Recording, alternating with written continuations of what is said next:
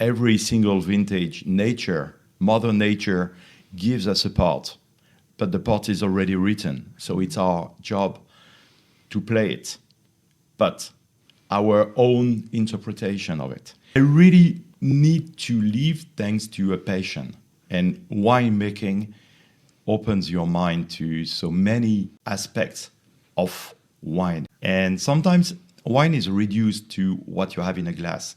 And even if the hero is in the glass, the true hero is in the glass, it's not the winemaker.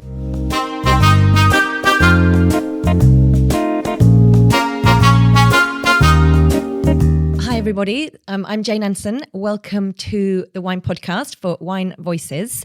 And we've got a great guest for you today, Nicolas Glumieau. Nicolas Glumieau is the director of Château Pichon Comtesse, which is an 1855 second growth. But he sits really at the intersection of that kind of traditional, old school, beautiful, prestigious Bordeaux. But he brings to it a modern sensibility. He himself has got this incredible background where he's done, you name it, from specialist alpine military experience to working as an opera singer, professional opera singer, and then ending up in these stunning, beautiful Bordeaux estates. He's worked at Margaux, he's worked at Aubryon, he's worked at Monrose, and he's now at Pichon Comtesse. So he's going to talk to us about all of that.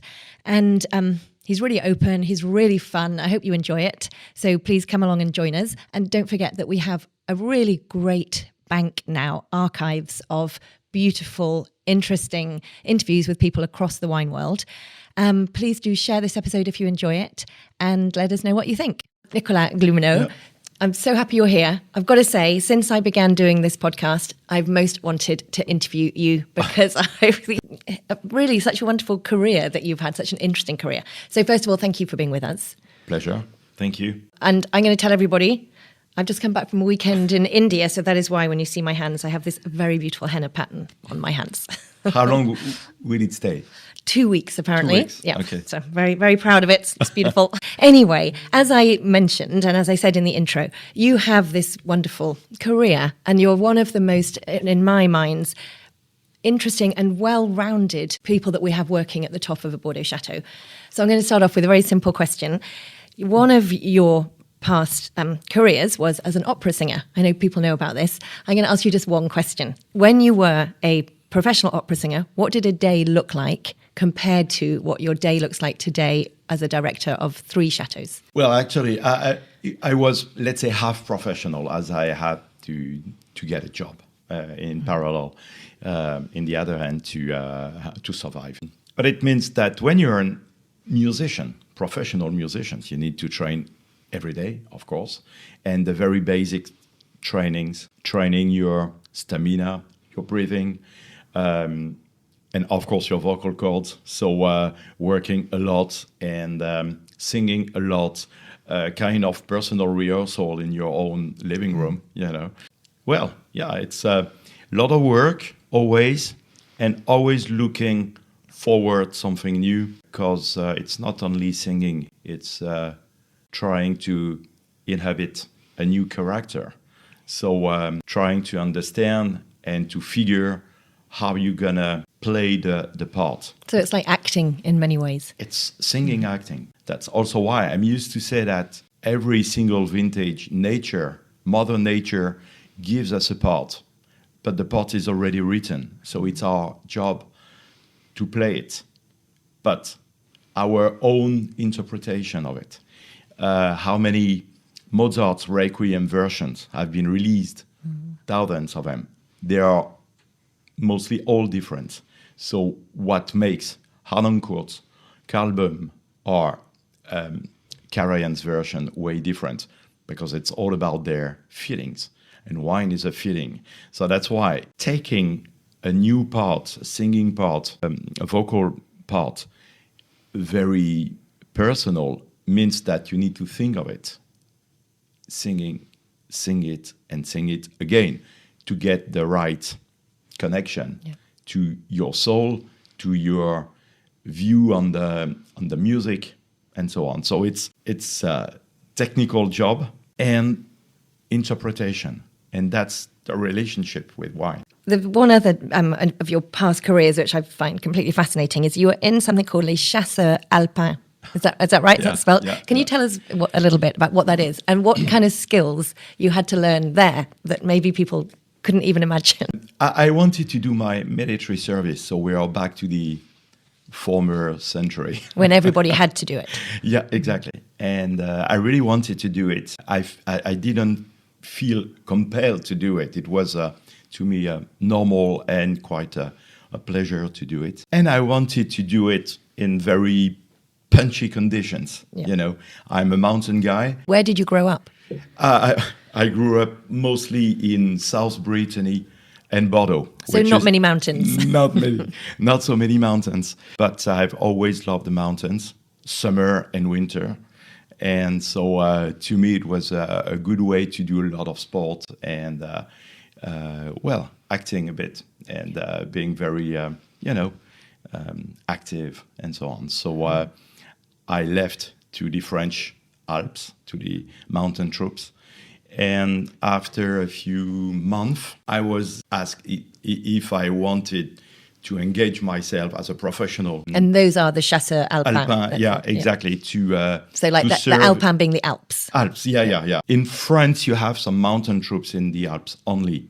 In the past, there were some in the Pyrenees Mountains, but it was decades ago, generations ago. And then it was, I had the opportunity to serve in former Yugoslavia. And so that's why I left to the mountain troops. And that was a great experience. I've learned so many things about rigor, about living with friends and people in tough conditions, of course. As a soldier, it was a great experience. But as a man, it was also very, very interesting to learn about myself, but on top about people struggling there, for sure. Also, living the situation where it really happened instead of learning to the news every day is something way different. I bet it is. God, I bet you read newspaper reports in a very different way now, for sure. Knowing how they don't often give you the accurate. No, and you can see the difference. At a time when social networks did not exist, it was interesting to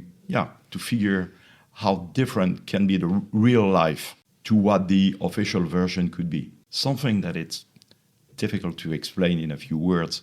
You have to live it. And I've been back to former Yugoslavia since then. You can feel how impacted people still are today, as this war in former Yugoslavia was something like awful just 2 hours flying from France. Barely a generation ago. I mean, there's many people it who was still the lived mid-90s. it.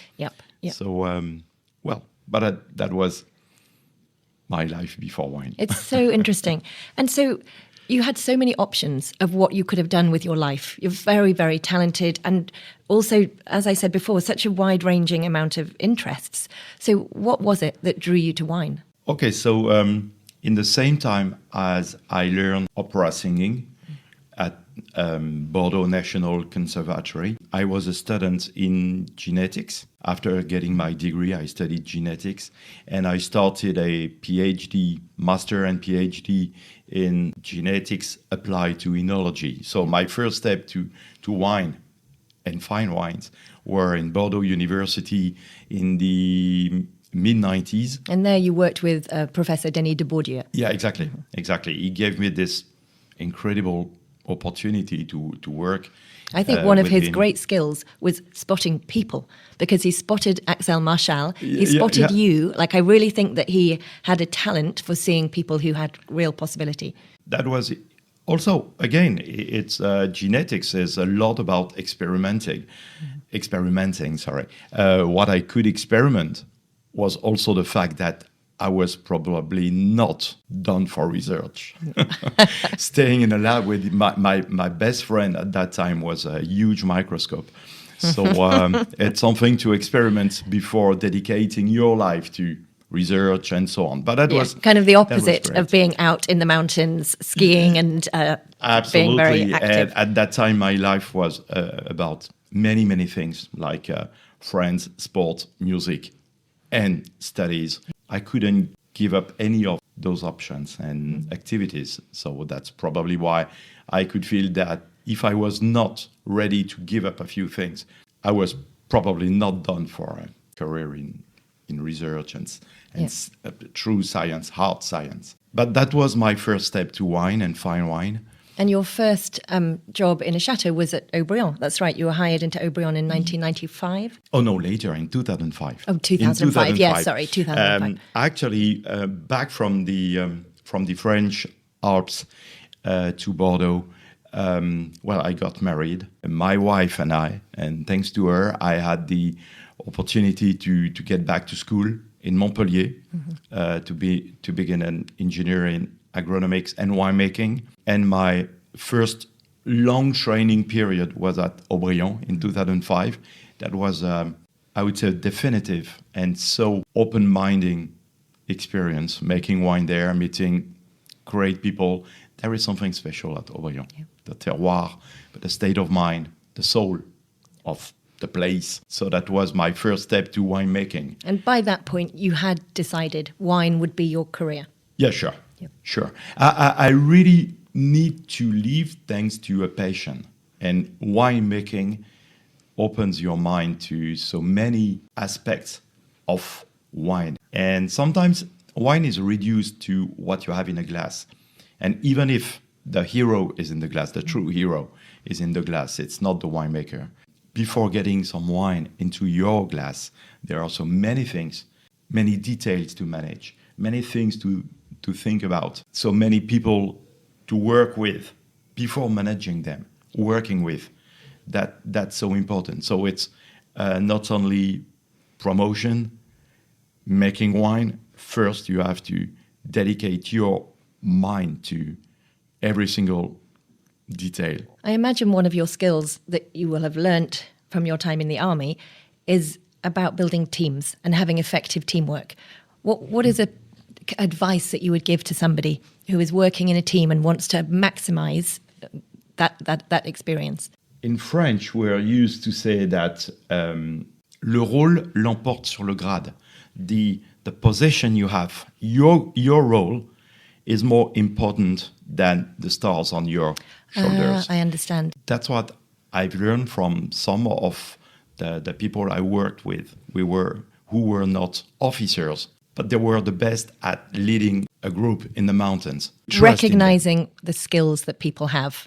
On top of. Above what their grade is, above what they're... Exactly. And that's so important. So that means at some point that the general, the colonel, has to follow the sergeant. Before taking a decision, it's all about sitting around the table with people who know about what we're going to talk about. And then it's my role to decide. But I'm here to listen to everyone. That's very important to get efficiency, to take the right decision. And at the end, I think to be recognized as not only a good guy, but a good manager who brings everyone with, because it's a lot about recognition from me to them. And that's how we have a very almost friendly relationship with my cellar master, culture chief, but also with the workers, respect for everyone and what you do. And finally, what is good for them is good for the company, but on top, it's good for the wine. Yeah. I'm pretty sure the soul, what you can feel in a glass of wine, is what we call the terroir, this magic French word which has no translation in other language. Part of the terroir, I'm pretty sure, is emotions. Yep. And it's hard to define, but it's all you have given in a new plantation, how you have grown your vineyard, how you have made wine.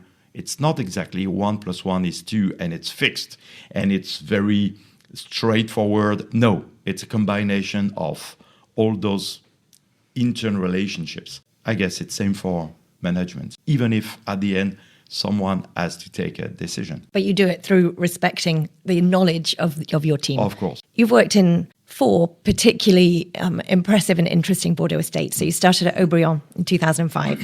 You went to Château Margaux for then a couple of years, then Château Monrose, and now at Château Pichon Comtesse. So that's 2 first growths, 2 second growths, all really the very, very top estates. Can you maybe sum up a little bit for us of what you learned from each one? Aubryon is complete. Cap Sauv, Merlot, Cap Franc, in kind of soul, state of mind. It has always been a wine I really adored almost every year, not only red, white for sure, but as for red, comparing the 4 wineries we talk about, it's always one of my favorite Bordeaux wines. Château Margaux, in a few words, the delicacy of great Cabernet Sauvignon and displayed behind the chateau, on the road to north. Is just outstanding. Can remember during my intern there, it was during the winemaking process, tasting tank number 12, and caps were just outstanding, and learning that you can almost immediately feel after a few days of winemaking that you have something great. It's 2006. That's so interesting. The magic is there from the beginning. From the very start, for sure. Montrose, Saint-Estèphe, the most tannic wines, the appellation with the most tannic wines in Bordeaux, with the lower pH, a lot of tannins, higher acidity. Wines can be a bit more squared than in any other appellation from Bordeaux region. How making those tannins more polished and civilized than they could naturally just to say to taste. The people listening, what's interesting about that comment is Margaux and Saint-Estèphe are not that far apart. In like global terms, we're probably talking a half an hour drive between the two. Maximum. And yet such say, different expression. From Bordeaux to the Atlantic Ocean, and those 4 main appellations along the river, so from south to north, Margaux, Saint-Julien, Pauillac, Saint-Estèphe. Basically, the more north you drive, the more gravelly, deep, draining and dry the soils are. And the most tannic and powerful can be the wines. There are some exceptions, of course. It's not that easy, but globally speaking. And so the way north is how finding this balance between what the soil, your terroir, gonna naturally give to you, and how you're gonna balance it with your feelings and the winemaking. And that's how I reached to the 4th winery. I worked for Pichon Comtesse, Pichon Longueville Comtesse de la Lande, that has a very unique and special location, almost on the border, if I may say, on the border between Saint-Julien appellation and Pauillac one. And it's not only the reputation of Pichon Comtesse about making a true Pauillac wine, but with what makes the wines different to our neighbors' wines, Pichon Baron, Latour, Lascaz. Is it because of us? Probably a bit about our feelings and so on. But there is on top something special. Yeah, so what you're talking there is about this reputation that Pichon Comtesse has for being maybe the most feminine of those 4 estates that we're talking about. I mean, so do you believe there is a truth in that? Is it sometimes annoying to hear it too much, or what's your feeling about that? No, it's not annoying me, as I can well understand that as we need to summarize things more and more. It means that our wines, it probably means that our wines are elegant, refined, soft, silky, so I can get it. But I know a few women with strong characters, and it seems that some former managers or owners of Pichon Comtesse were women with a very strong character. So that's why. But at the end, I can remember when I joined Pichon in 2012, I asked the cellar master, Xavier, he works for us since 1998, so he knows a bit our wines. As he had made more than 25 vintages for us. I asked him to open a vertical tasting of Pichon Comtesse, and he opened a lot of them. Something like almost 40 different vintages, way more than I could expect. What was really interesting to me is that my favorite Pichon Comtesse were much more Cab Sauv and Pauillac style driven than expected. Very different to what I could have read in the magazines. Yeah. So again, the difference between the truth and what you can read somewhere. What would those vintages be that for you were Cabernet driven and really beautiful?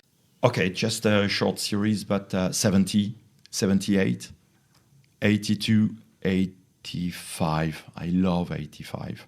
89 is probably one of my favorites, if not my favorite. Well, 82 is not too bad. 82 Comtesse never, ever fails to deliver, in my experience. It's just outstanding. Yep. And technically speaking, in terms of bottling, it's just crazy how consistent the wine can be. Yep. And I'm sure you've read that very beautiful, very small book that the previous owner, Pauillac, wrote just about the 1982 vintage. Very, very beautiful little book, if anybody can find it. It's gorgeous. Mr. Godin was a great, great winemaker. I think that the economics at that time was not the same as it is today. No. So technical investments and so on were so different. I think it's very important as winemakers we are today to remember that Bordeaux comes from a different era. So I said 82, 85, 89. 96 is perfect example of what a great Cab Sauv can taste like in Pauillac. The blend of 1996 Pichon Comtesse is 75 Cabernet Sauvignon, 15 Merlot, 1-5 only, 5 and 5 Cabernet Franc Petit Verdot. So 75 plus 5, it's already 80% Cab, which is what we are back to since 2016 now.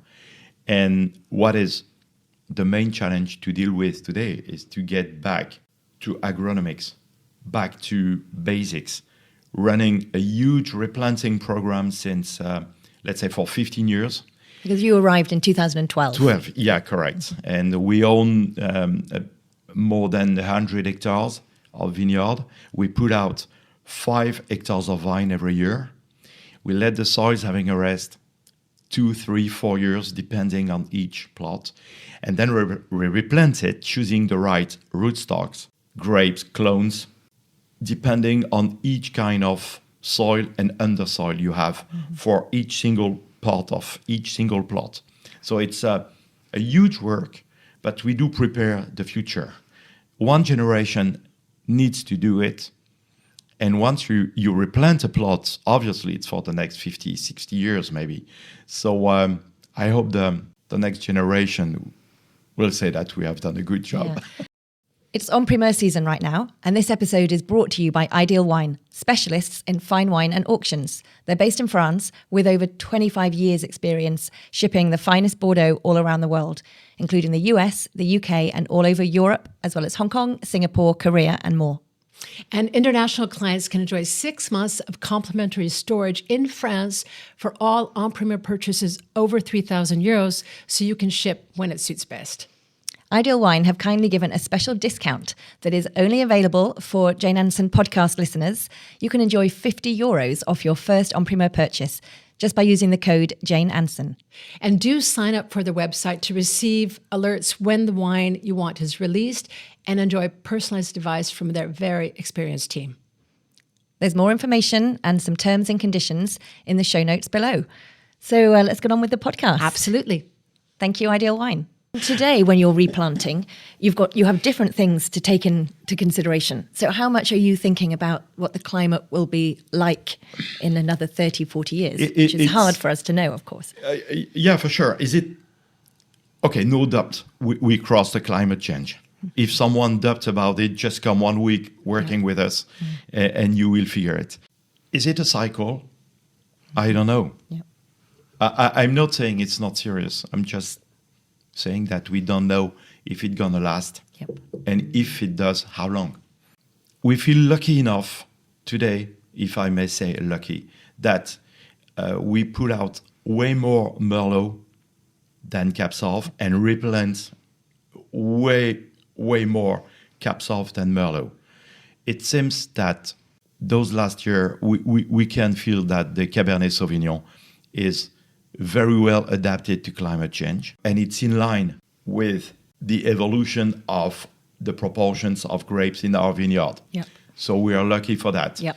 That with those great vintages that you love so much from the past.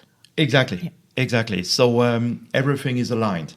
That said, in 22 and 25, which are very dry and hot years, many heat waves, a few drops of water, I think we have never vinified that great Merlot out of those last 25 years. So the Merlot has still a few things to say. Tricks up its sleeve. Yeah. One of the challenges today for great Bordeaux is that it can feel intimidating sometimes to younger drinkers. What kind of advice would you give to dispel some of the myths, perhaps, that surround these wonderful older wines? Well, it's probably due to the image of Bordeaux people, Bordeaux wines. But I want to tell them, okay, a good Bordeaux wines need a few years before breathing again, getting out of that period in its life when it's closing down, for sure. But I want to tell them also that we don't make wine to drink it in the 2 following years. That said, again, thanks to climate change and global warming, it seems that we can reach the optimum and perfect ripeness of Merlot and Cab every single year. When your berries, when your pips, when your tannins are ripe and extracted with perfect balance, wines are approachable earlier than in the past. We don't need to wait 25 years before tannins integrate the rest of the wine. Learning how to taste wine is a personal journey, personal trip through fine wine, good food, gastronomy, and so on. Take time, but no need to wait before appreciating our wines. And so go for it. What's the fun? What's the most fun? What's the magic that they'll find in those wines? In Pichon, if they find the right vintage that speaks to them, what's the magic that's waiting? The aromatic evolution between primary and secondary aromas, that is the magic. When you just don't know where you are. Are we on fresh fruit, on meat, on flowers? Is it a bunch of all of those aromas? It's so complex. That's what is great. It's so complex because it's a call to your senses and your feelings. And on top of everything, what are the feelings I have in mouth? Silkiness, depth, structure, length. Are there any other spirits or beverages that are that complex and that on top you want to pair with food? Yeah. Not that much. I love that, because it strikes me when I see the things that you've been attracted to in your life professionally, there's that mix of emotion and intellect, which certainly that's true of opera singing. Of all of the different types of singing that you could have chosen, opera singing really has that idea of emotional highs, but also intellectual highs. Yeah. And being, you didn't just choose to be in the army, you chose to be in a very elite, fascinating part of the army. And I think now you're in wine, you're in this very interesting specialist part of wine, this fine wine of Bordeaux. The visible part of the iceberg is our blending sessions that we run in January following the harvest, so 3-4 months after. We run the first sessions, we run them blind with my team. So we just don't know where all the dozens of wines come from. Mm-hmm. I don't want to know the origins of each single wine, to remain very objective on who's who and how selecting what will make the Grand Vin, Pichon. So you've got 100 hectares. Yeah. How many different samples are we talking in this blending session? Almost as much plots as hectares. So, let's say 80 to 90 different wines. It's a lot. But each single wine has something to tell you. So selecting some wines and doing the difference between what is outstandingly good and just okay is easy. What turns more difficult and is a call to your feelings, how your experience to how wine's gonna evolve, are all those intermediate wines. Once you have the core or what will be Pichon and what will be our second label, Reserve, then you have all those intermediate wines. And so it's the very start of adding a sip of this wines or this other wine. What it's gonna bring to your blend that is not only being good or not, what it has to tell you. And that's where you do the difference between the pure technique, let's say hard science, and emotions. Yep. And some blends are more or less obvious to do. Some vintages have something to immediately express that some others don't have. And you need to play with those old components. Let's talk viticulture. Viticulture is also fitting. Viticulture, agriculture, is a mix of scientific knowledges and empiricism. And when you are that close to the river, where we are, the river is 6 to 7 kilometers large. So it's a huge wide, mass so it's of a lot water. of impact. Yeah. So the game between air and water masses has a true impact on all day life. And we are 20 kilometers only from the ocean. So the impact of tides, Atlantic Ocean, on our terroir is huge. Not only us, of course, but all the vineyards on the left bank, for sure. So there are things you need to feel. And it's way more difficult and interesting and stressful, maybe, than 1 + 1 is 2. And so viticulture is about feelings. Winemaking is about feelings, not only running a pump over, turning your pump on and running a pump over to extract color and tannins. When should you stop running those pump overs? How many pump overs a day during the winemaking? What kind of volumes shall we pump over daily? So you need to be very aware in terms of winemaking and about feelings during the winemaking, and try to think, to project yourself in this very question that is, what will our wines taste like in 4 months during the blending sessions, but also in 4 years and maybe in 20 years.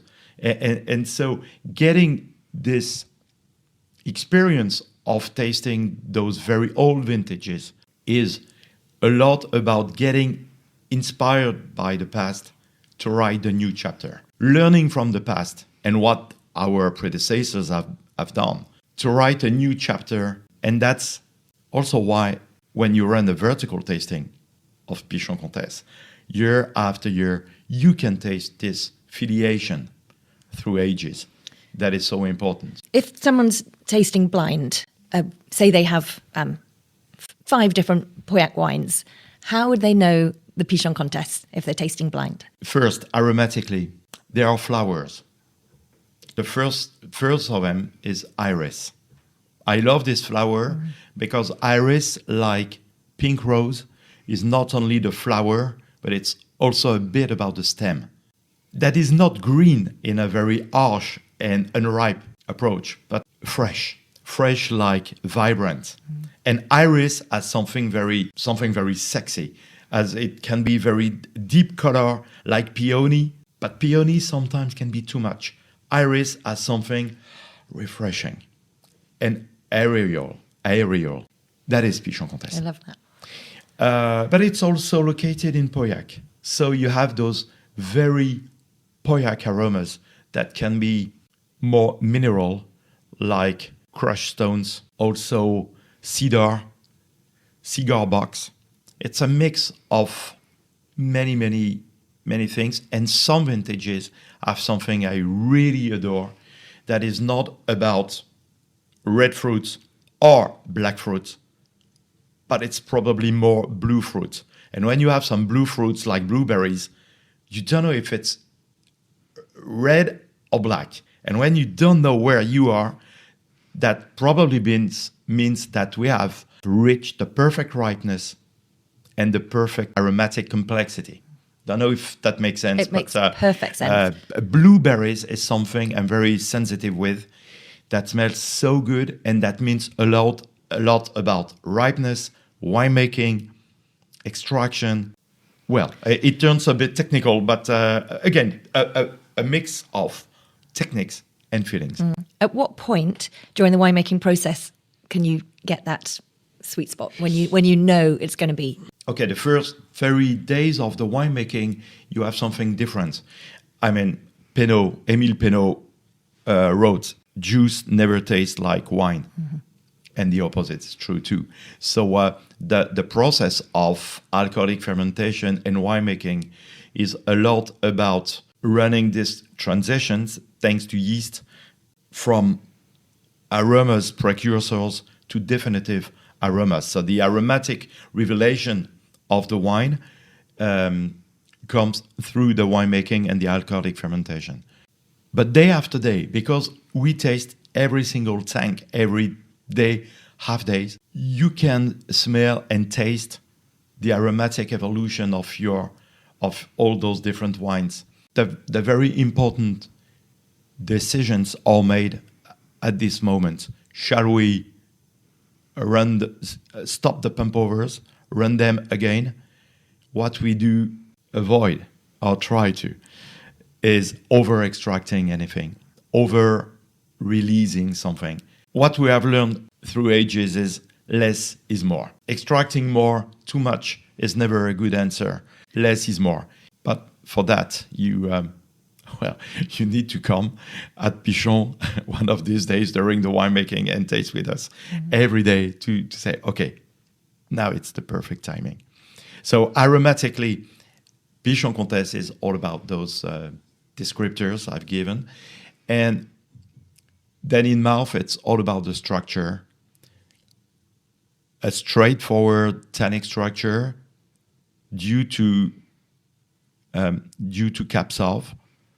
But those tannins, we try to get them very polished, fleshy, silky, a mix of very racy, aromatic complexity in balance with sharp tannic structure. But sharp doesn't mean severe or austere. It means that, like the arrow, you know where it comes from, boom, you know where it goes. And there is no doubt, because we have extracted those tannins very precisely. Thank you. That's a beautiful answer. That's beautiful. So we talked about 1855 a little bit, that you've worked at 4 different very high 1855 properties. Do you think that matters to today's consumer? What does it mean to be an 1855 estate today? Well, it still means something important. And is the question about how right or wrong can be this classification? I think it's 90% right. But it's also in line with what every single winery and vineyard has to express, for sure.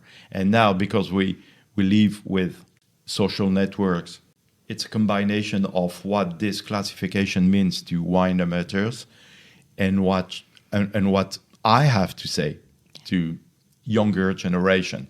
There are some other examples of classification redone every 10 years. That to me is too often, but is the truth in between, as usual.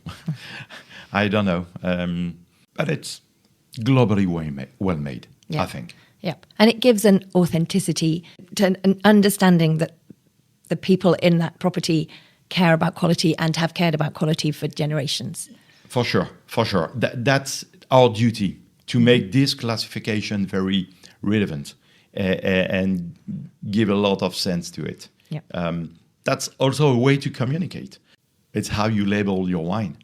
I mean, it's written on it forever. Yeah. So you have to be proud of it, but to get proud of it, you need to do the best you can do. A good pressure on the shoulders. You are a first, and if it's the situation since 1855, it means something for sure. But I guess they all want to show everyone every single year, every single vintage, that there is a good reason for being a first. Same for a super second, I mean. Okay, super second, but the duty is to assume that it's fun to compete. It's fun to compete. Yeah. And let's do everything to say, okay, if someday there was another classification, maybe, and it's only a maybe, but we'd still be right there at the top. Yeah, exactly. Yeah, I think that's lovely. And that idea of fun to compete and keeping up with that weight of history is a really lovely way to show that it's not a dead classification. It's a thing that still today, every year, for gives sure, that and it's friendly. energy. I mean, it's friendly to say yes, we are a second, but let's compare and let's see. And next year will be different, but it's good. Yep. And be sure that at Pichon Comtesse 70 people work permanently for us. I think that all of them have in mind that part of their job is to do the best in order to make Pichon Comtesse a super second every year, again and again. So they are proud of it. Now, you are owned by Louis Roederer. So you also have not the pressure, but also the joy of having a champagne house that is behind you and standing next to you. Yeah, not only for aperitif. But, and not only for aperitif, although it is a good aperitif. And can you tell us what that means and what are the similarities between Bordeaux and Champagne and what maybe you guys learn from them and what they learn from you? So Champagne, Louis Roederer purchased Pichon in 2006. And as a manager and a winemaker, it's a great chance to work for them. I feel very spoiled, myself and my team, because they know everything about vine growing and winemaking for 7 generations now. Yeah, so the Rousseau family. The Rousseau family, they know, no need to say that they know everything about it. They know the business, they know the techniques, and they know the business. So what is really interesting to me is that it's a very easygoing communication. No need to explain or to report every week or every month. Not only what we do in a vineyard, but also the business, as they are in front of it every single day. We learn from them their approach of the market, as I think they do learn from us as well. So it's very interactive conversations. We are a bunch of wineries owned by Roederer, and we know each other pretty well. Winemakers, managers, so we talk to each other a lot. Each of us get inspired by the others. Tasting a glass of champagne or Domenot in Provence or de Las in Côte-du-Rhône, Ramos Pinto in Portugal, or now Diamond Creeks in Napa, leads your understanding of the winemaking. And as some great guys make wine there, working with them, talking with them is learning something inspiring, even if made somewhere else in France, in Europe, in the world. And that, again, it's a journey. And that's great. That's great. And working for Roederer, probably the one of the common points between Bordeaux and Champagne are the volumes. Yeah. So it's one thing to talk about winemaking and technical skills and so on. It's something else to talk about business. So it means a lot about how to spread out your distribution, managing your price, how pricing a new vintage, because at the end, you don't have only a few hundred cases to sell, but thousands of bottles. As you know, with the en-primeur system in Bordeaux, we have this very question every 12 months. So every 12 months, you have this new pressure on your shoulders. And whatever the vintage Which is different from Champagne, where they would keep their price more stable every year. Yeah, for sure. But correctly pricing a bottle leads it to the final consumer on the table where the wine will be drunk. And I'm used to say that a good bottle is an empty one. Yep. Someone has to pay for it, to open and share and replace. First, because wine is made for sharing. We make wine to drink it. But at the end, again, every 12 months you have to run your business. And so you need to drink our wines. Yeah, and you're right. Champagne is a genius in terms of creating a sense of excitement and occasion, but also pleasure around wine. I think that's probably where Comtesse has a real advantage, because having that idea of being a wine in Pauillac, which has all the Pauillac quality, but also has an extra layer of charm and of welcome, I think is probably very helpful in today's market, actually. That's how we have made our winemaking evolving, not to make a lighter wine or more approachable. And if you feel that it's very approachable, complex, but very gentle and so on, to me it's just a consequence of all the technical decisions we have taken years ago and how we make our winemaking evolving to make it as enjoyable as possible. Okay. I know it's very difficult in France to assume that alcohol, but talking about wine, is enjoyable because wine is emotions. But that's what we call le plaisir du vin, having the pleasure to have a great wine. Okay, I'm going to give you just quick fire questions to finish. Okay. You've been amazing. Describe the 2025 vintage in 3 words. Which is not a lot. Not a lot. That makes 3 It words. does make 3. Vibrant. Deep. Delicious. Most underrated Pichon vintage. 2014. A wine region outside of Bordeaux, which you love. I'm a huge fan of German Rieslings. So Nahe, Pfalz, Saar, Mosel, Rheingau. You're a Friday night, you're at home, just you and your family. What are you drinking? What are you eating? And are you a cook? I need to talk about Château de Pez. So I'm going to have a bottle of 2019 Château de Pez. So Saint-Estèphe. Saint-Estèphe, for sure, the most ancient winery of this appellation, back to the 14th century. So 19 Pez with lamb, for sure, definitely. Would it be a lamb shoulder? Would it be grilled? Would it be roasted? What would you do with the lamb? I would say shoulder. Mushrooms, cep, and potatoes. How about books? Are you a reader of books? Is there a book that means a lot to you? Yes, I always have a lot of books, reading books at the same time. I have 3 of them right now, but so I'm a bit lost. Well, yeah, what am I having right now? I'm reading Sapiens from Are you? Interesting. Harari. Are you enjoying it? Yeah, a lot. Yeah, it's a lot. interesting book, isn't and it? it's good because you don't need to read it from... Yeah, you can dip in and out. Yeah, exactly. Yeah. I've just finished. I've waited to turn 52 years old to read Orwell's 1984. Oh, wow. Okay. So And I've just scarily finished it. accurate today. Absolutely. And finally, I've just started Les Rois Maudits from Drouillon. Oh, interesting. Yeah, How is that's it? great. So I That's should great. read that. Yeah. The after Templar tragedy, and that's great. What's the biggest misconception that people have about being a director of a chateau? What do we think? First, I think they don't know what the job is all about.